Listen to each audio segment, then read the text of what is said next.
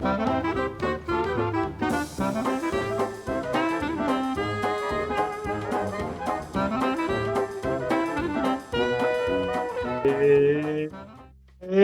buenas a todos, Gotis.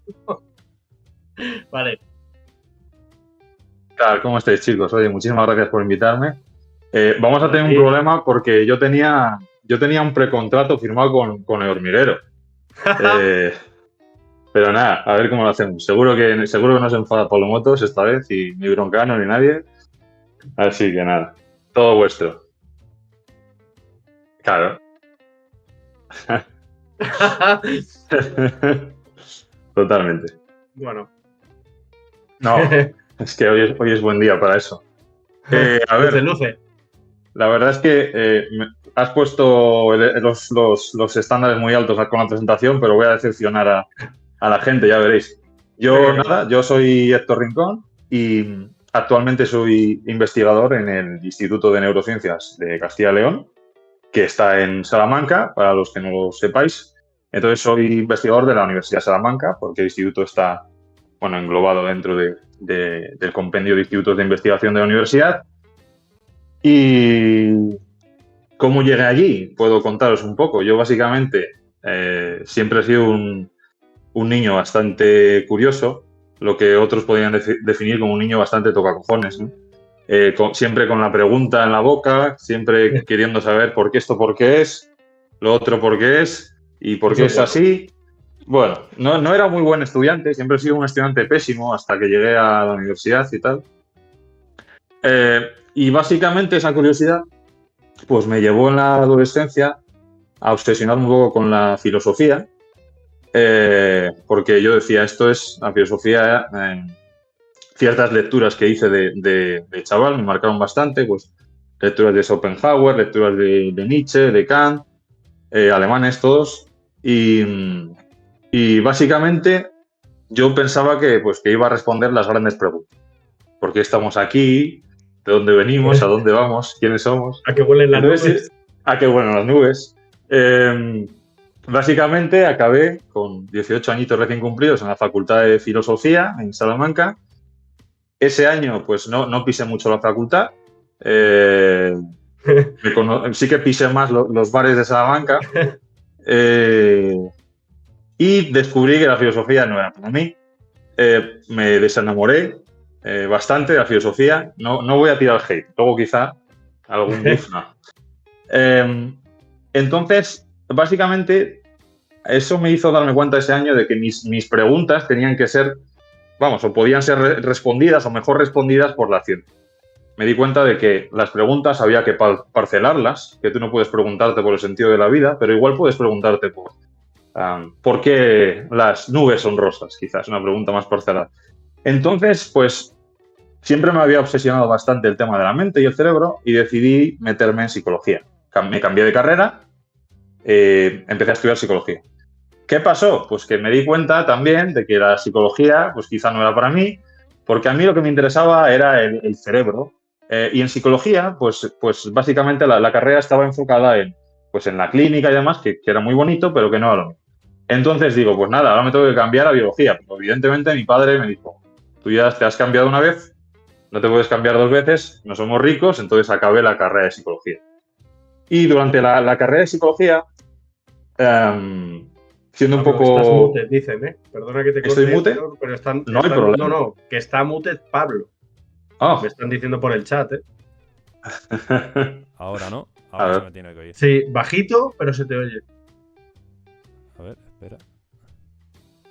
Tío, ¿por qué me ha sacado el audio? Es que nos hace puta trampa la mierda esta, tío. Está todo configurado como siempre y de repente no se me oye.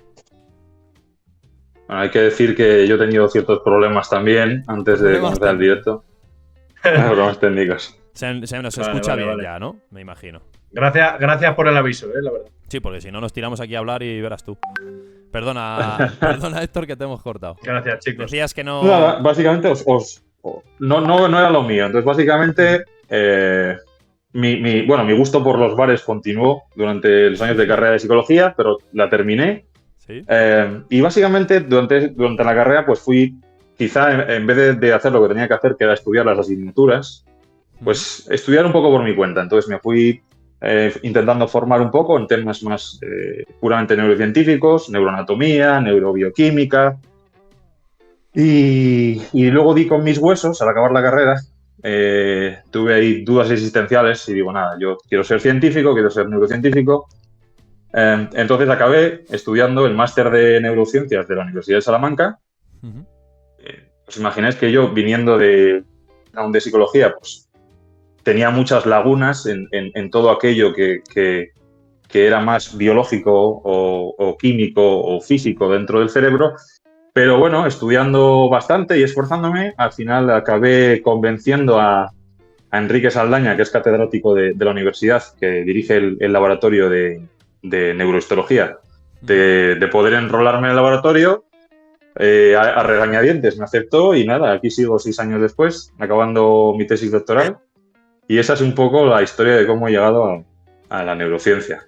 Y nada, es un camino, bueno, la neurociencia ya os digo que es mi... Yo estoy casado, pero como bien sabe mi mujer, pues me tiene que compartir. Yo soy un devoto fanático de la ciencia y en concreto de la neurociencia. Decías antes que eres una persona que se hace ideas. Pues mira, voy a empezar, o sea, se hace preguntas. Pues voy a empezar con una pregunta que yo creo que nos acerca, o no sé si nos acerca o nos ayuda a entender al ser humano, ¿no? Nos ayuda a comprender el humano. Decías que te gustaba el cerebro, que te has hecho muchas preguntas.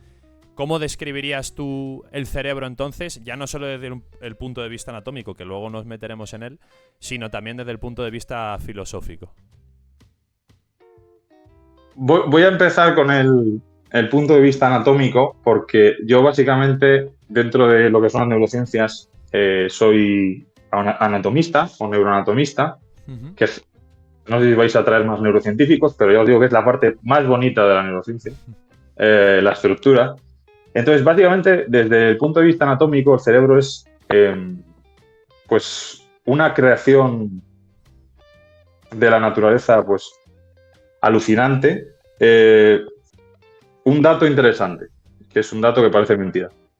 Sabéis que básicamente el cerebro está formado por neuronas y otro tipo de células, ahora si queréis lo podemos comentar.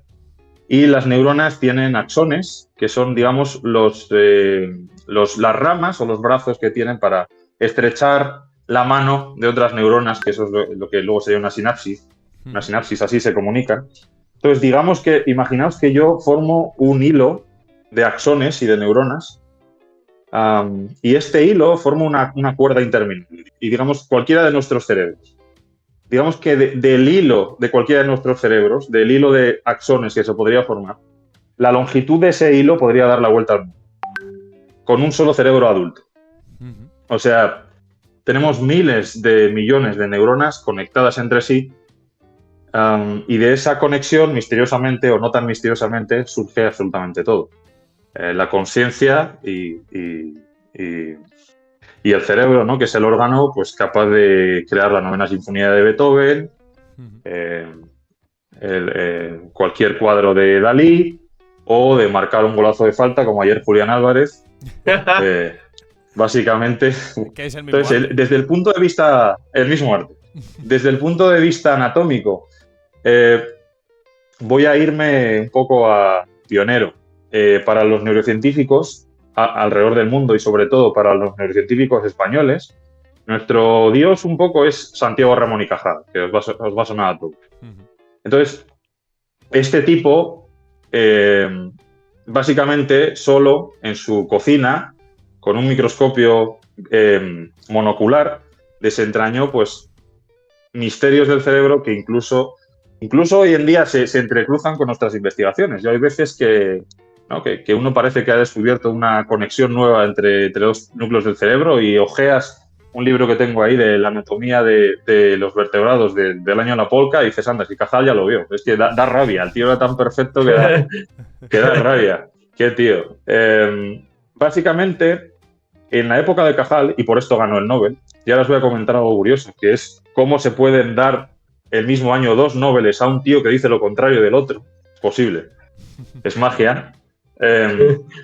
Básicamente, por aquella época, la teoría dominante era que el cerebro es una retícula. ¿Qué significa el cerebro es una retícula? Que el cerebro es una jungla completamente de neuronas, completamente mezclada, completamente inseparable, algo así como un ovillo. Si yo cojo un ovillo, un ovillo, digamos que es una masa formada por un solo hilo muy, muy, muy largo. Pero realmente solo hay un hilo. Ahora sabemos que no es así, que cada neurona es un ente único y completamente separada de las demás Son neuronas. independientes. Totalmente.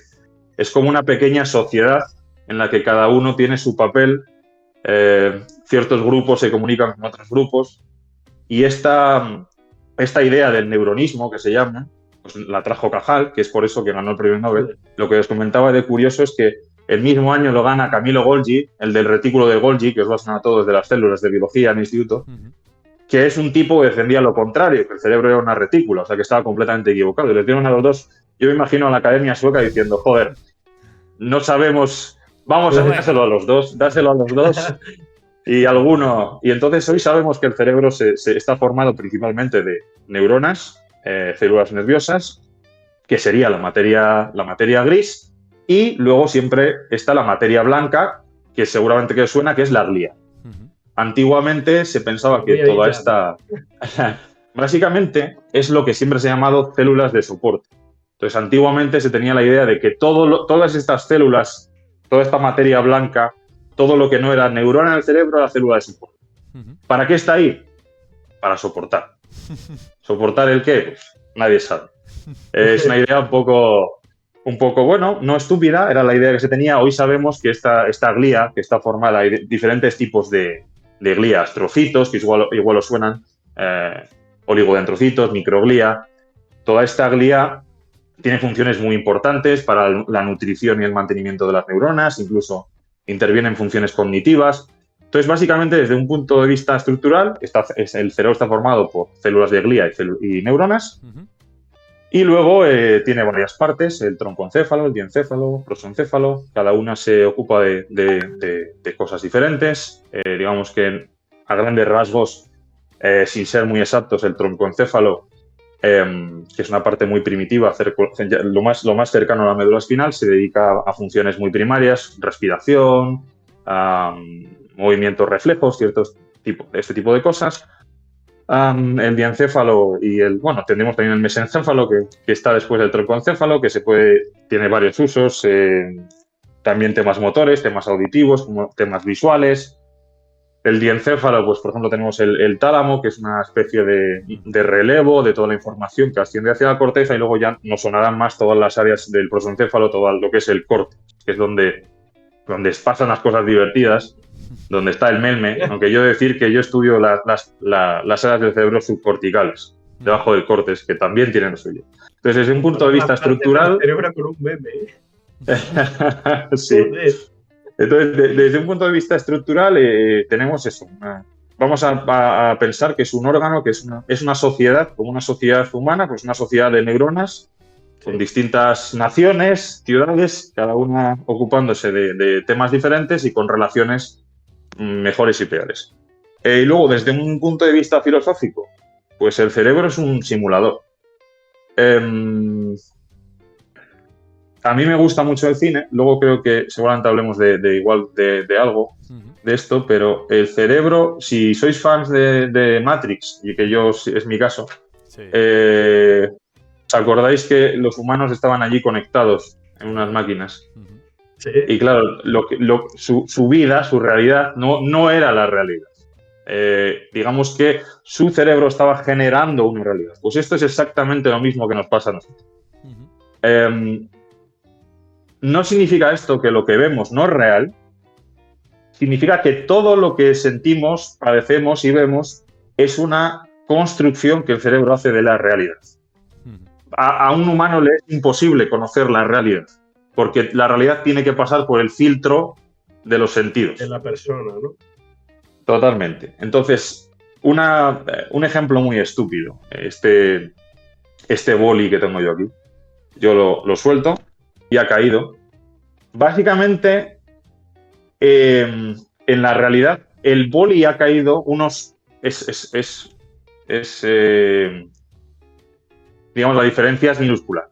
pero el boli ha caído una fracción de segundo antes de que yo haya visto al boli caer. Realmente todo lo que nosotros vemos ya ha pasado. Esto es una idea interesante.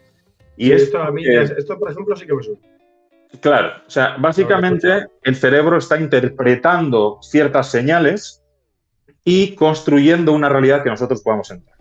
El boli al caer ha generado un impacto, ha generado una onda mecánica. El sonido no existe, pero el cerebro es capaz de interpretar esa onda mecánica como sonido. Pero el sonido no existe y realmente nosotros no oímos con los oídos, oímos con el córtex auditivo. Los colores no existen. Realmente hay Joder. luces de diferentes longitudes de onda y nuestra retina, y luego luego pasa por el tálamo visual y llega a la corteza visual. Nuestra corteza visual es experta en interpretar diferentes longitudes de onda como este color o el otro, pero realmente el cerebro es un simulador, un generador de realidad virtual. Que no te escuche. Eso es lo que hace el cerebro. Mickey Mouse empírico y demás que Mickey Mouse empírico. te la lían. Mira, Pero básicamente eso es el cerebro. A ver, yo tengo un. Dale, Pablo, o vas a hacer pregunta, ¿qué vas a hacer? No, yo iba a hilar porque le iba a preguntar que hablas mucho, ¿no?, de esa conexión que hay dentro del cerebro para que podamos interpretar las cosas. Y cómo se conectan los núcleos cerebrales para hacer tantas cosas tan distintas, ¿no? Desde el movimiento, la memoria, ¿no? Me imagino que habrá diferentes tipos de conexión entre los núcleos, no, lo desconozco totalmente. Entonces, Sí. cuéntanos un poco cómo funcionan esas conexiones para trabajos tan diferentes dentro de que todo es independiente, como has dicho tú, verdaderamente. El cerebro tenemos que entender que es una locura, es una verdadera jungla. O sea, hay miles de millones de neuronas que pertenecen a núcleos diferentes, a estructuras cerebrales diferentes, y cada una se conecta con otras estructuras cerebrales diferentes de una determinada manera y no de otra. Y básicamente este diseño, esta interconexión, ha surgido en la evolución después de un refinamiento increíble y el cerebro está conectado de la manera eficiente y precisa para llevar a cabo sus tareas. Y esto es muy importante. Si el cerebro estuviese, si los núcleos del cerebro estuviesen conectados de una manera diferente, pues esto podría llevar a trastornos, enfermedades, como de hecho pasa en algún trastorno que se sabe que hay una aberración de ciertas, digamos que hay circuitos aberrantes o hay déficits en ciertos circuitos. En el autismo pasa, por ejemplo. Cada vez se conoce más de ese tema, aunque todavía estamos un poco lejos. Entonces, además de esto, me lo voy a llevar a mi terreno, voy a hablar de mi libro, porque no os he comentado a qué me dedico yo realmente. Y en nuestro laboratorio lo que hacemos es, vamos a grandes rasgos, a intentar hacer un mapa del cerebro. Hay mucha gente, muchos frikis como nosotros, que cada uno en su laboratorio intenta descifrar cómo se conecta el cerebro entre sí. Digamos, hacer un mapa de carreteras, sí. Nosotros, en nuestro caso, nos dedicamos... Esto es una tarea ingente. Esto es una tarea... Es que es casi imposible. Entonces, nosotros nos dedicamos simplemente a la parte auditiva del cerebro, o sea, a la parte del cerebro que codifica los sonidos, y dentro de la parte auditiva a una parte o a unas áreas concretas. Esto es una verdadera locura. Es un trabajo increíble. Entonces, hablar de cómo se conecta entre sí el cerebro es imposible. Y más en un podcast. En una charla. Sí, es una verdadera locura. Básicamente, voy a intentar hacer un resumen muy tosco y muy tonto, que es básicamente, sabéis que tenemos unos órganos sensoriales, como yo os comentaba, que recogen la información del mundo y la transforman. Entonces, las conexiones del cerebro, básicamente, el cerebro está conectado de tal manera que tú puedes interpretar la realidad y actuar en consecuencia. Tú tienes esto es muy tonto, ¿no? Pero tú tienes un input y luego generas un output. Entonces, todo es que es bastante complicado. Entonces, lo que puedo hacer es parcelar. No, pero es una buena forma de entenderlo. Como lo estás Vamos a parcelar y vamos a llevarlo a mi campo. Voy a hablar de mi libro. Nosotros nos dedicamos al sistema auditivo. Sí. Entonces, ¿qué pasa con el sistema? Voy a poner un ejemplo. También un ejemplo bastante estúpido. Imaginaos en una fábrica de papel, de folios. Imaginaos que esta fábrica está en un bosque, entonces tienen ahí los árboles, tienen las materias primas. Bueno, pues una ubicación cojonuda. Entonces, los madereros no son tontos. Entonces, básicamente, seguramente la fábrica y las estancias de la fábrica y las máquinas estén colocadas de una cierta forma, ¿no? Serial, para que todo sea eficiente. Pues se recoge la madera y luego va directamente a la serrería. Y la serrería, pues, tiene que estar cerca del bosque. De la serrería no tengo ni idea. Se lleva a un prensado. Pues el prensado no puede estar al otro lado de la fábrica. Tiene que estar cerca de la serrería para ahorrar tiempo. Después del prensado, me imagino que se irá, bla, bla, bla. Y al final de todo el proceso, ¿qué tienes que tener? Pues los camiones para repartir las hojas de papel y que convenientemente estén cerca de una autovía. No puede estar todo al revés. Pues en el cerebro ocurre lo mismo, a grandes rasgos. Entonces vamos a hablar del boli. Yo es que tengo un poco de TDAH, siempre tengo que estar con algo en la mano. Entonces os ponía el ejemplo del boli que cae y oigo el sonido del boli. ¿Qué pasa a grandes rasgos? Desde que el boli cae hasta que yo oigo que el boli ha caído, oigo el golpeo del boli en la mesa. Primero, la cóclea transduce la onda mecánica que produce el golpe del boli en un impulso eléctrico. Un impulso eléctrico que el cerebro puede interpretar. No voy a poner nombres porque todas estas áreas tienen nombres, entonces no vamos a complicar. Desde la cóclea llega al cerebro, porque la cóclea no se considera encéfalo, no es sistema nervioso central, es más bien periférico. Entonces llega al cerebro. En el cerebro hay una primera estación, X, los núcleos cocleares, que no viene al caso. Pues en esos núcleos cocleares hay diversos centros con neuronas que se van a dedicar, pues no lo sé, a interpretar, imagínate, la intensidad del sonido, la frecuencia del sonido, pequeños datos muy básicos sobre el sonido, sobre el espectro del sonido. Y cuando esa información se interprete en esa primera estación, se va a mandar a una segunda estación, que se llama el complejo olivar superior.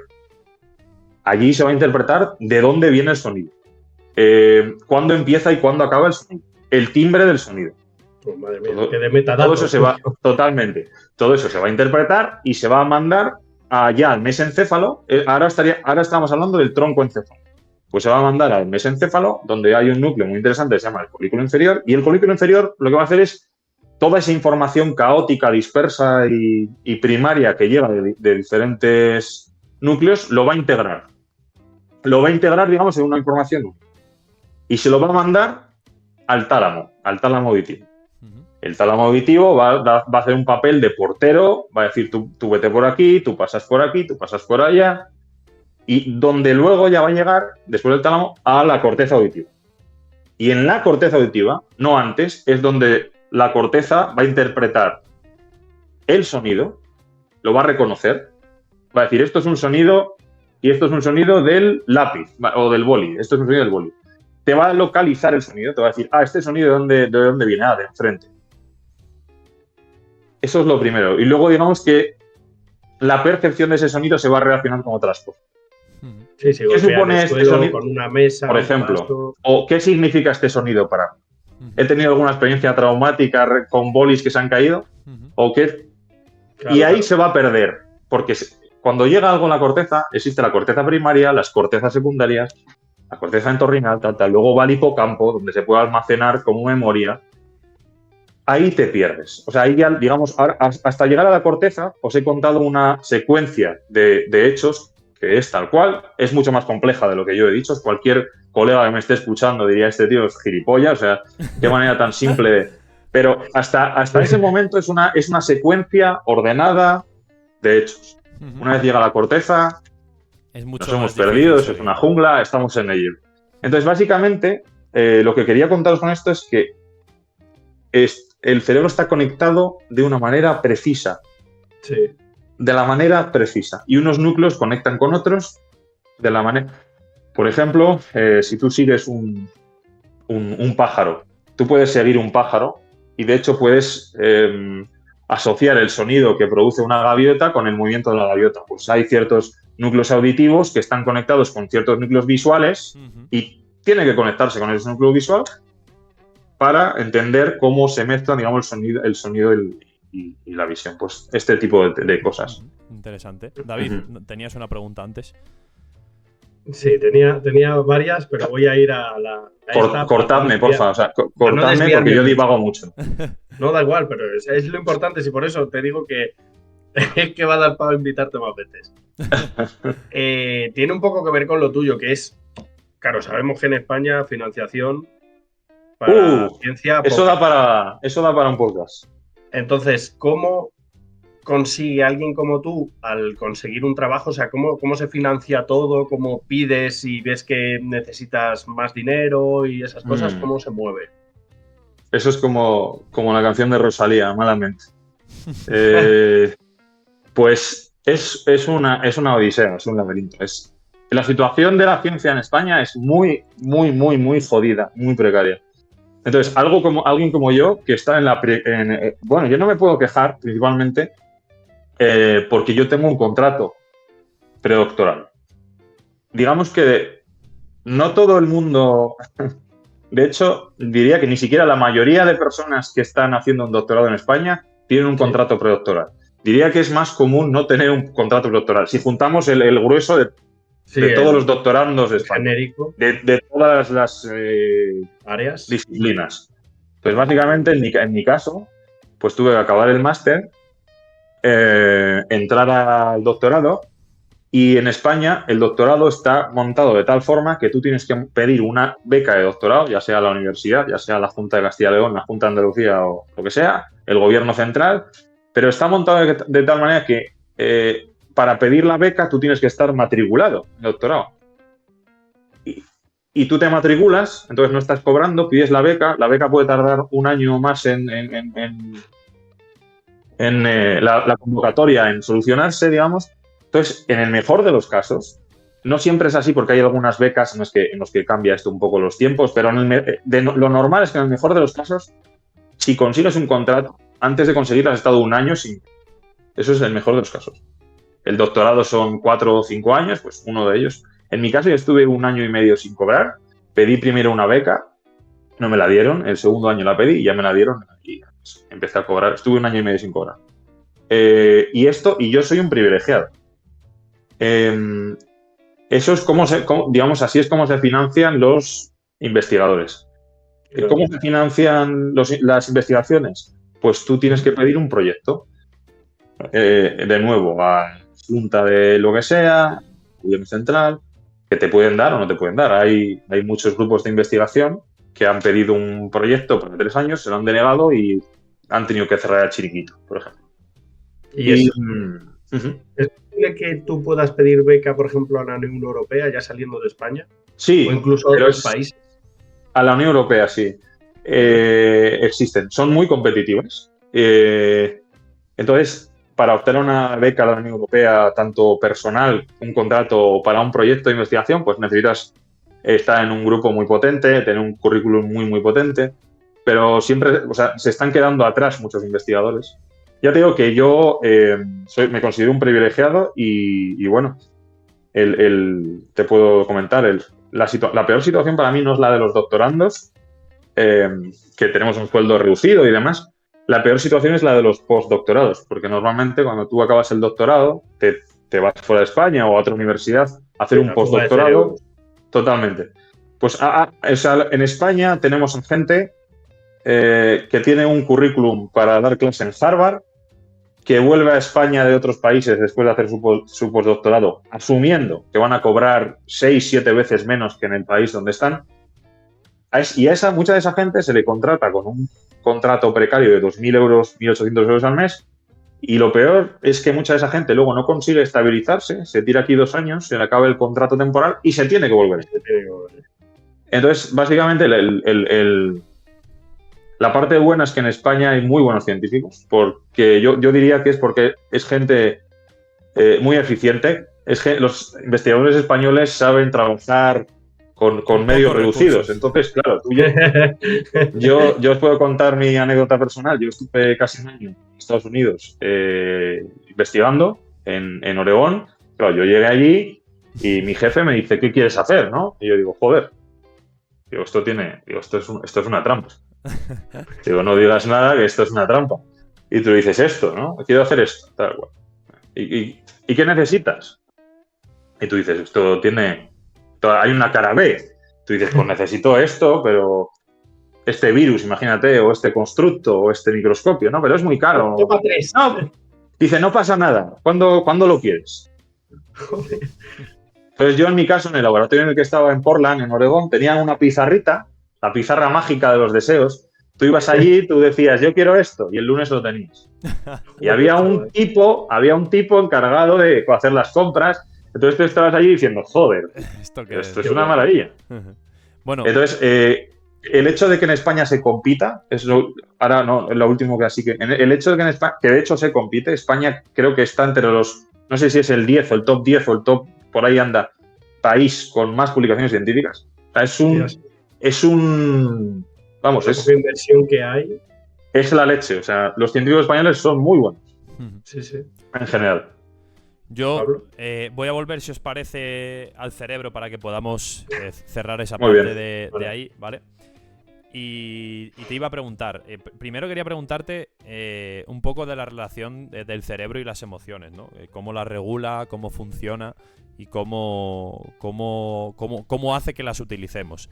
Y ya te hilo si quieres con la segunda pregunta, que si crees que alguna vez vamos a ser capaces, me imagino ya la respuesta, de descifrar el cerebro completamente, o siempre va a quedar un resquicio, que yo creo que es uno de los temas que vamos a tratar luego, que no vamos a poder alcanzar, pero empieza por las emociones, que probablemente sea más fácil. Disney lo hizo con Inside Out. El tema de las emociones, mira, esto no es mi campo, pero os puedo comentar ciertas cosas. Es muy interesante lo que has dicho, cómo las regula. Yo lo primero que te diría, el cerebro no regula las emociones, el cerebro crea las emociones. Ya hemos dicho que el cerebro es un generador de realidad, pues las emociones son lo mismo. Igual que la percepción que tú tienes, no es que sea falsa, no es que esté ahí, pero sí que es generada por el cerebro, las emociones son lo mismo. Las emociones están completamente generadas por el cerebro. Normalmente la vista, el cerebro se ha visto normalmente o se ha dividido mucho entre lo racional y lo emocional, ¿no? El cerebro racional, el cerebro emocional. A mí eso no me gusta mucho, esa división. Ahora voy a entrar en cuñadez científica, ¿eh? Esto lo digo yo, no es la neurociencia. A mí ese término me gusta mucho porque no es tan sencillo. O sea, esto es emocional, esto es racional. El ser humano, y lo vemos en política todos los días en este país, y desgraciadamente, el ser humano es incapaz de tomar decisiones puramente racionales. O sea, tú no puedes separar la emoción de la razón. Cuando utilizas tu razón, utilizas la emoción. ¿Por qué? Porque tienes memoria. Tú cuando conoces a alguien siempre tienes un sesgo de primeras. ¿Por qué? Porque igual tienes ciertos patrones que tú has aprendido que a ti te han generado pues desafecciones o lo que sea, ¿no? Pues, esvástica en el cuello. Por ejemplo, esvástica en el cuello sería una red flag, ¿no? Aquí el cerebro diría peligro, danger. Entonces el cerebro es emocional. El cerebro es completamente emocional. Básicamente, voy a volver a ir a mi terreno. Conexiones, anatomía. Para que veáis hasta qué punto es emocional el cerebro. Os va a sonar un centro del cerebro muy famoso y la gente habla la hostia de este sitio con muy poca idea muchas veces, que es la amígdala. Amígdala. Amígdala, por cierto, creo que es de griego, que significa almendra. Los anatomistas son unos poetas. Eso os lo digo. Ponen unos nombres alucinantes. La amígdala es entre otras muchas cosas, regula un poco las respuestas de miedo del ser humano. Pues os voy a llevar un poco a mi terreno. Hay una conexión directa entre el tálamo auditivo, que antes os comentaba, y la amígdala. Pues, acordaos esto que os decía, de la secuencia del boli, la cóclea, las estaciones, y va subiendo la información. Incluso antes de llegar a la corteza, esto es muy rápido, en el tálamo, digamos que la corteza está aquí, el tálamo está aquí, antes de llegar a la corteza, antes de ser totalmente interpretado el sonido, ese sonido ya puede, digamos, esa señal de ese sonido, esa información, puede transportarse desde el tálamo hasta la amígdala. O O sea, es posible que un sonido concreto llegue antes a la amígdala que al tálamo. Por eso hay ciertos sonidos que nos van a ser tan rápidos en generarnos una emoción negativa. Pues yo qué sé, la voz de un tertuliano de Telecinco hablando o algo de eso, ¿no? Sí, dependerá. Yo qué sé, lo que decías antes, una voz ¿no? de Que pito ahí. dependerá un poco de si lo tienes asociado a algo previo. Algo ¿no? malo. Me imagino. Totalmente. Entonces, la emoción es muy rápida, no nos podemos librar de la emoción. Por eso a mí no me gusta tanto hablar de cerebro racional emocional, es imposible. De hecho, bueno, cuando hablamos de cerebro emocional, hablamos del sistema límbico, esto es más o menos. El sistema límbico está integrado pues, por ciertas áreas como la amígdala, el hipocampo y demás. El hipocampo es otro centro, por ejemplo, que tiene que ver con las emociones, pero no solo, porque el hipocampo está completamente relacionado con las funciones de almacenamiento de memoria. Pero el hipocampo también tiene un montón de funciones en el contenido emocional. Por eso a mí no me gusta separarlo de cerebro emocional o cerebro racional. Entonces, la emoción está en todo. La emoción está completamente en todo. Y de hecho hay un científico que a mí me gusta mucho, un neurocientífico que se llama Joseph Ledoux, que este tío ha estudiado bastante el cerebro emocional. Te dicen, fíjate hasta qué punto es importante la emoción en la razón. Hay una parte del cerebro que es la corteza prefrontal, que es lo que tendríamos por aquí, que digamos que es la parte del cerebro que regula un poco, ¿no? Digamos que es la parte que nos inhibe. Cuando tú vas al bar y bebes un poco más de la cuenta, por ejemplo, imagínate que gana el Atleti un partido 0-6. Pues tú vas al bar, bebes un poco más de la cuenta, tú lo que estás haciendo es desinhibir la corteza prefrontal. Por eso vas a empezar a hacer el imbécil y demás. Entonces, la corteza prefrontal es un poco el mini yo. ¿Os acordáis de Austin Powers? Sí. El mini yo. Es un poco nuestro mini yo. Entonces, la corteza prefrontal, digamos que regula toda nuestra percepción, nuestro contenido emocional. Pues fijaos si hasta qué punto el cerebro es emocional, que hay más conexiones desde la amígdala hasta la corteza prefrontal que viceversa. No nos podemos librar de las emociones. ¿Y para qué sirven las emociones? Pues que las crea, ya os digo, las crea el cerebro, pues son en muchos casos mecanismos de defensa. Por ejemplo, ¿para qué sirve el miedo? Es un mecanismo de supervivencia. ¿Para qué sirve la ira? Lo mismo. La alegría no te sabría decir para qué sirve. Pero está muy bien cuando Para no sucede. caer en depresión. ¿Para qué sirve el asco? Pues para no comer comida podrida, por ejemplo. Está bien lo de la comida podrida. ¿Por qué, por ejemplo, otro tema muy interesante del cerebro y emociones? ¿Por qué un sentido que es muy bueno para generarnos emociones es el olfato? El olfato posiblemente es el cerebro que más nos genera emociones. Cuando tú hueles la colonia de tu abuelo o dices, hostias, esto huele como el arroz con leche que hacía mi abuela, y dices, joder, ¿te acuerdas de cuando eras pequeño y tal? Porque el bulbo olfatorio, que digamos que es el centro de regulación del olfato, está muy relacionado con el sistema límbico y muy conectado con el sistema límbico. Con la amígdala, con el campo, además con la corteza cingulada. Entonces, no sé si he respondido a la pregunta. Sí. Además bastante. Yo te iba a sacar una, que tiene que ver con... Sí, adelante. Al igual que hay... 6 sentidos, la que iba a liar. Al igual que hay 5 sentidos, que no se me vaya la peli, hay un número determinado de emociones, el asco, el miedo, la ira, tal. Pues... Que digas, sí, hay 48. Lo que hay son emociones universales. Hay un tío con nombre alemán, y ahora voy a quedar mal y no me acuerdo, Paul Ekman creo que se llama. Paul Ekman puede ser. Este tipo era psicólogo y este tipo se va a tribus más aisladas en África o en Asia o donde sea y les empieza a poner fotos de caras enfadadas, caras con asco, caras tristes, caras contentas. Y se da cuenta de que sea cual sea la sociedad, sea cual sea la cultura, sea cual sea el aprendizaje, hay ciertas emociones que tenemos todos los seres humanos. Entonces sí, hay emociones primarias, sin duda. Vale. Y en base a la cultura hay otro tipo de emociones, por ejemplo. Y bueno, más que emociones, yo creo que ahí estaríamos hablando de sentimientos, porque el sentimiento es, digamos, no es lo mismo el sentimiento que la emoción. El sentimiento surge de la emoción. Pero las emociones son universales. Están marcadas en nuestro código genético y en el cerebro.